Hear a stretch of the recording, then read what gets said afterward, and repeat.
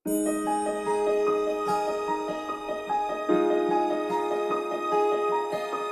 ngayon, hindi natin alam ang dahilan ng hiwalayan ni na Catherine at Daniel. Makaliligtas ba sa akin yan? Pasensya na, ha? Ay, hindi ako gumawa niyan. Pinagawa ko lang yan. Sabi ko sa gumawa, masyado naman mo namang galit ka kay Daniel. Ba't naman siya pinilas mo? Father, yan ang pinakamagagawa ko eh.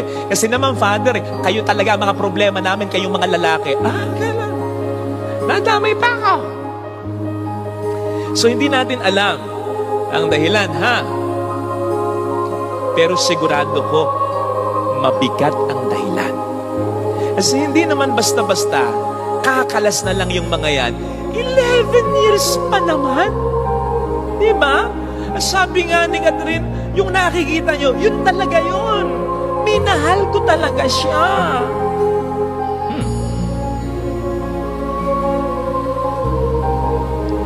So,